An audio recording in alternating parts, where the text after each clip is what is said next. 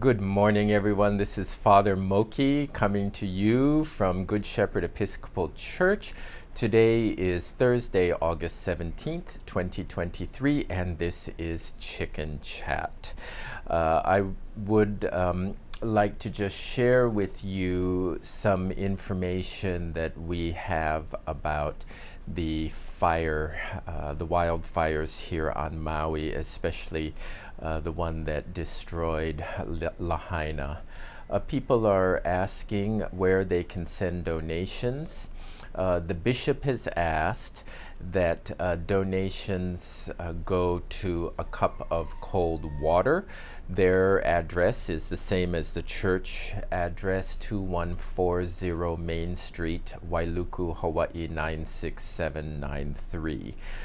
Those of you who would still like the church to get money but don't want to send in checks and would like to do something quicker, you can go online to the diocesan website www.episcopalhawaii.org and make a donation to the bishop's pastoral fund. You may also donate online or send a check to us here at Good Shepherd Episcopal Church, and we will make sure that your donation gets to the people in need. So that's what we have about donations. On Tuesday, there was an ecumenical service at St. Anthony's Catholic Church put on by Monsignor Terry Watanabe. The clergy on this island, many attended, as did Bishop Fitzpatrick.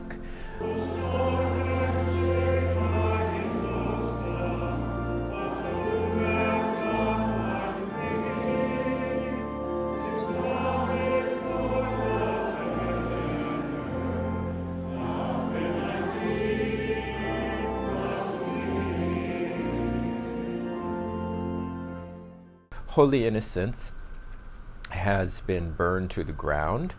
There is no church building, there is no parish hall, preschool, and that beautiful rectory that was right on the water is also completely gone, razed to the ground. We did take up a special collection this past Sunday for Father Bruce DeGoyer's discretionary benevolence fund, and I am nonplussed to say that we took in $6,700 on Sunday for that cause. Louise Aloy has been desperately trying to get out to work at Kaanapali Beach Hotel and has not been able to do so. She does have relatives who are working with the people who brought in the cadaver dogs.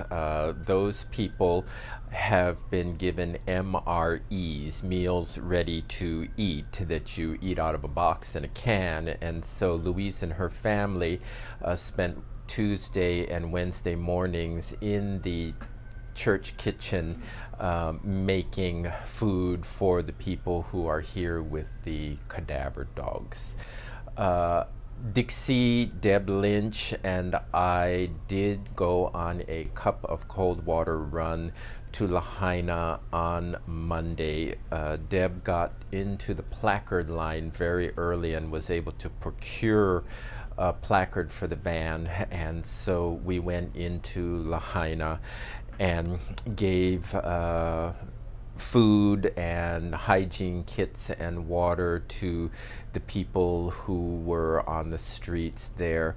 Surprisingly, there were actually very few people on the streets. I think most of them have either been evacuated or have succumbed in the fire. The view that we saw was pretty devastating. It's one thing to see it on the newsreels, it's another thing to see it in person, and it was very, very sobering. So this is what I have to say about the fires in Lahaina at this time.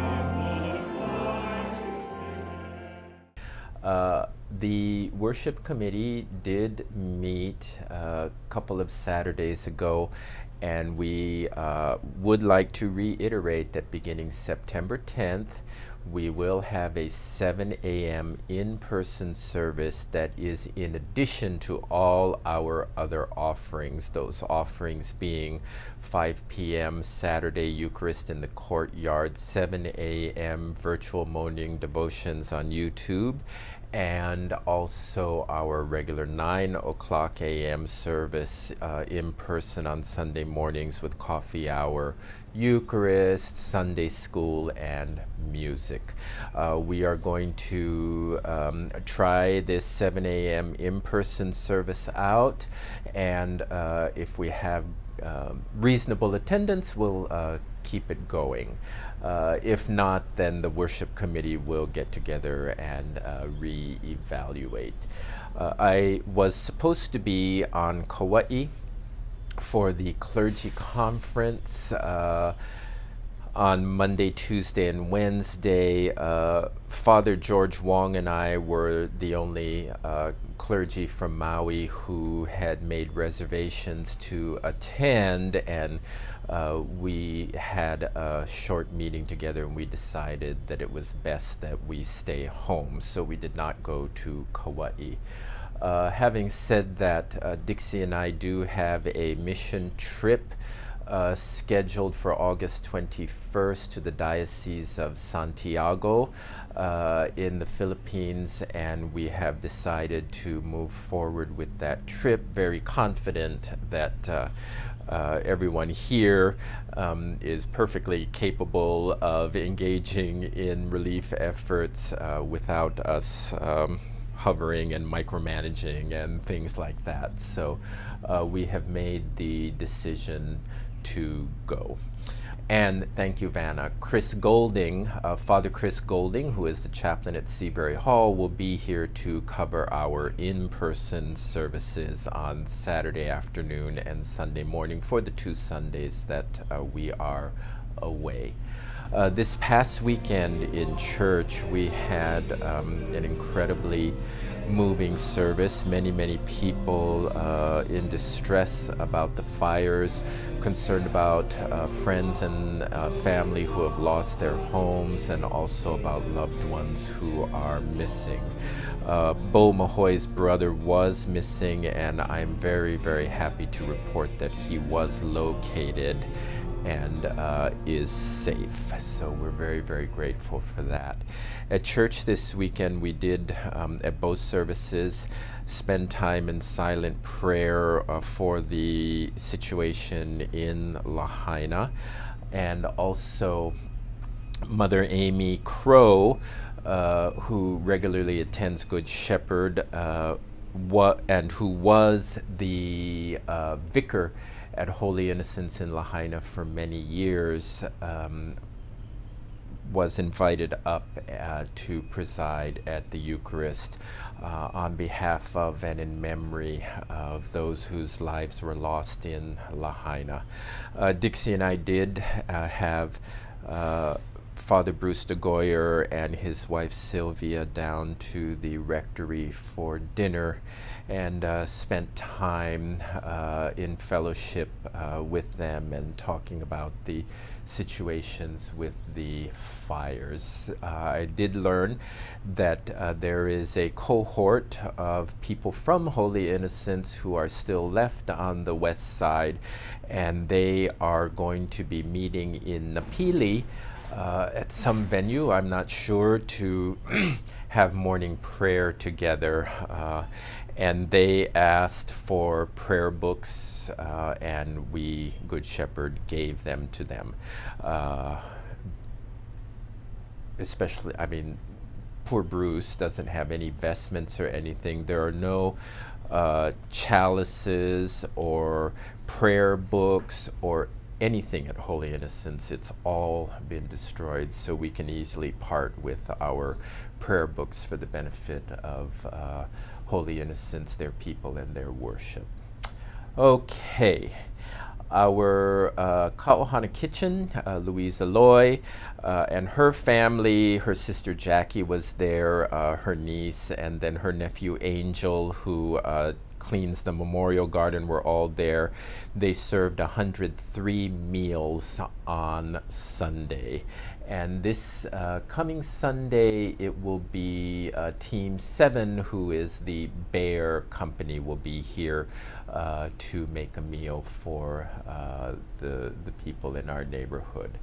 At this time, let's please take a moment to pray for everyone on our pastoral care prayer list, remembering especially those who are suffering and those who have succumbed to the fires in Lahaina. Let us pray.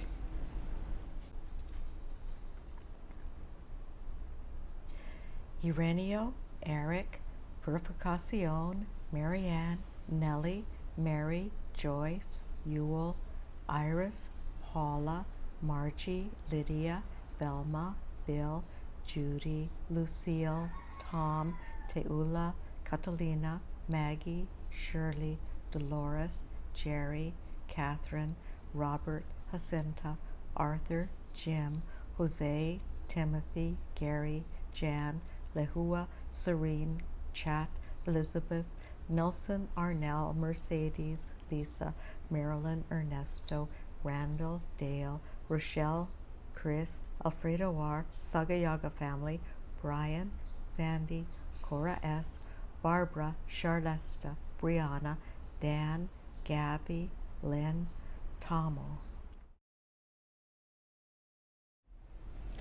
May our Lord Jesus Christ, present with us now in his risen power, enter into your body and spirit, take from you all that harms and hinders you, and fill you with his loving and healing peace. Amen. Thank you very much, everyone. In the interest of keeping Chicken Chat concise, because we had so much information about the fires to give to you, we are going to forego the listing of the saints today. And please know that for the next 2 weeks, while Dixie and I are in the Philippines, Chicken Chat will be on hiatus. And now, everybody, in an effort to create a little levity in this very difficult situation, we would like to bring you the chicken of the week. The chicken of the week was hanging outside the bathrooms, right outside the cup of cold water room.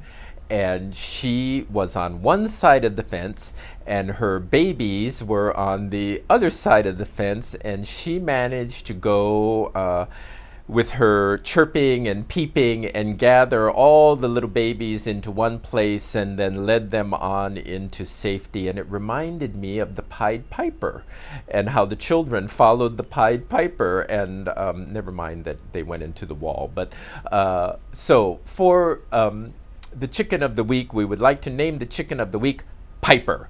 Thank you very much, everybody. Take care. God bless you. Keep strong and keep fervent in the prayers, and God bless the people of Lahaina, Kula, and Kihei who suffered as a result of these fires. Bye now.